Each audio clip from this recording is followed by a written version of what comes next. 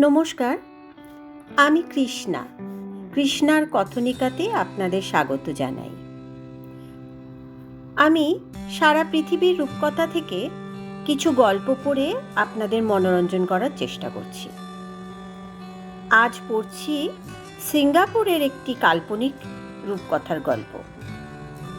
গল্পটি ভালো লাগলে আমার চ্যানেলটি সাবস্ক্রাইব করে নেবেন এবং লাইক বাটনে প্রেস করে আমাকে উৎসাহিত করবেন।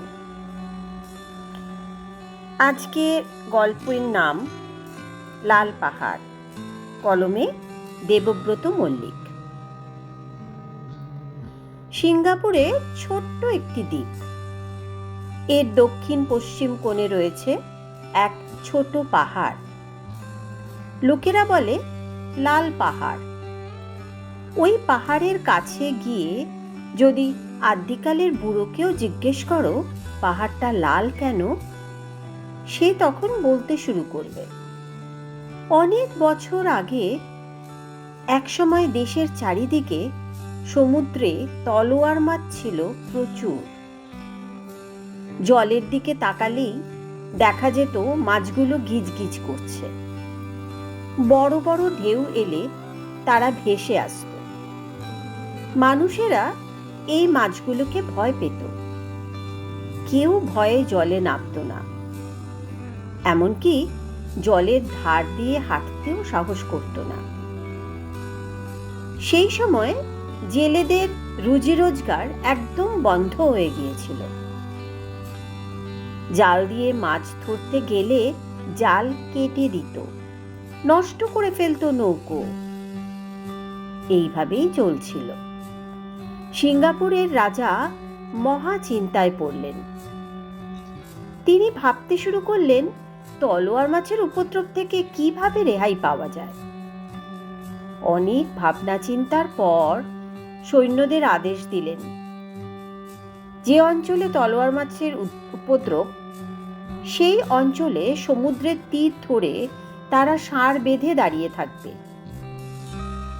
ঢেউয়ে ঢেউয়ে মাছগুলো যখন এগিয়ে আসবে, ঠিক সেই সময়ে তাদের গেঁথে ফেলবে বর্শা দিয়ে।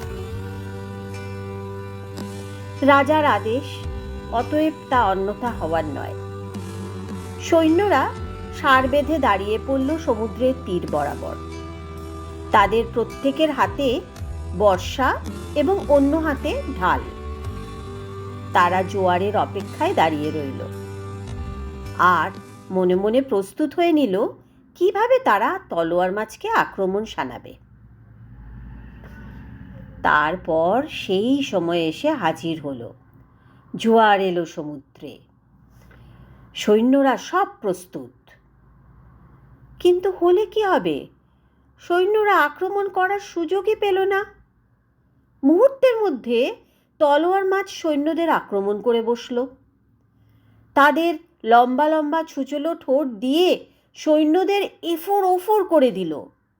অনেক সৈন্য মারা গেল। তার চেয়ে বেশি আহতও হলো।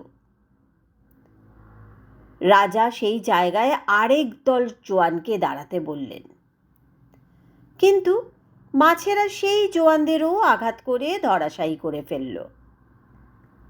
এইভাবে বারবার একই ঘটনা ঘটতে থাকলো। একটা ছেলে দূরে দাঁড়িয়ে এই ঘটনা দেখছিল এতক্ষণ।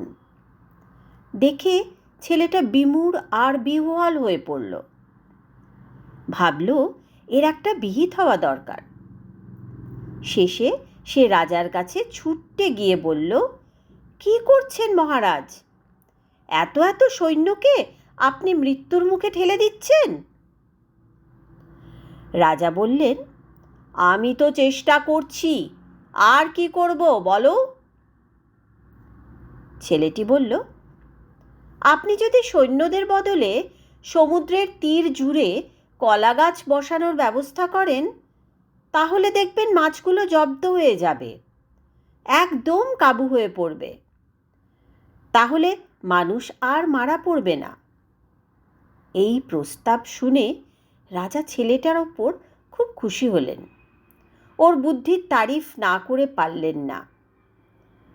রাজা তক্ষুনি তার লোকজনকে কলাগাছ এনে সমুদ্রের তীর জুড়ে লাগিয়ে দেওয়ার জন্য আদেশ দিলেন। সৈনিকরা সে কাজ খুব তাড়াতাড়ি করে ফেলল, কারণ কাছেই ছিল মস্ত এক কলা বাগান। তারপর এক সময় আবার সমুদ্র ফুলে উঠল। তলোয়ার মাছে সমুদ্রের জল হয়ে উঠল সাদা। তাদের সংখ্যা গুণে শেষ করা যায় না। ঢেউ এসে কলাগাছে আছড়ে পড়ছে। তার সঙ্গে আসতে লাগলো তলোয়ার মাছের ঝাঁক। মাছগুলোর ঠোঁট লম্বা লম্বা, ছুচোলো। তাদের ছুচোলো ঠোঁট কলাগাছের নরম গায়ে এসে বিঁধছিল এবং আটকে যাচ্ছিল। তারপর ঢেউ নেমে গেলে হাজার হাজার তলোয়ার মাছ অসহায়ভাবে কলাগাছে ঝুলে ঝুলে তরপাচ্ছিল। অন্য কিছু করতে পারছিল না, কারণ সেগুলো আটকা পড়ে গেছে। সৈন্যরা তখন সহজেই লম্বা ধারালো ছুরি দিয়ে সেগুলোকে টুকরো টুকরো করে কেটে ফেলল। এই একই ঘটনা বারবার ঘটতে লাগলো।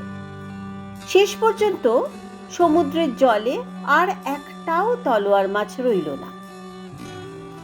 রাজা এভাবে একে একে তলোয়ার মাছ শেষ হয়ে যেতে খুব খুশি হলেন। মনে মনে খুব তারিফ করলেন ছেলেটির, দারুণ বুদ্ধি। কিন্তু পরে যখন একা একা ভাবতে লাগলেন, খুবই অস্বস্তি হতে লাগলো। যদিও তেমন কিছু নয়, তবু তিনি নিজের মনে বলে উঠলেন, এই ছেলেটি যখন বড় হবে, সর্বনাশ, ওই রকম বুদ্ধিমান ছেলে তার সিংহাসনের পক্ষে বিপজ্জনক হয়ে উঠতে পারে। এই কথা যতই তিনি ভাবেন, তার ভয়ও তত বাড়ে। শেষে একা একা ভেবে উঠতে না পেরে সেনাপতিকে ডাকলেন, বললেন তার ভয়ঙ্কর দুশ্চিন্তার কথা। সেনাপতি রাজার দুশ্চিন্তার কথা বুঝলেন। তারপর তিনি আর দেরি না করেই সেই ছেলের একটা কিছু ব্যবস্থা করার জন্য তৈরি হলেন। ছেলেটি থাকতো একটি ছোট্ট পাহাড়ের ওপর। সেখানে গাছপালায় ঘেরা ওর ছোট্ট কুটির। একাই থাকতো সেখানে। সেই রাতেই সেনাপতি 4 জন সৈন্যকে সেখানে পাঠালেন। সৈন্যরা এসে দেখে ছেলেটা অঘোরে ঘুমাচ্ছে কুটিরের মধ্যে। হঠাৎ করে তারা ঘরে ঢুকে মেরে ফেলল ছেলেটিকে। তার রক্ত পাহাড়ের গা বেয়ে গড়িয়ে পড়ল। রক্ত যে যে জায়গা দিয়ে যেমন ভাবে গড়ালো, পাহাড়ের মাটিও তেমনি রক্তের মতন লাল হয়ে উঠল। সেই থেকে আজ পর্যন্ত ওই ছোট্ট পাহাড়টির মাটি লাল। লোকেরা তাই নাম দিয়েছে লাল পাহাড়।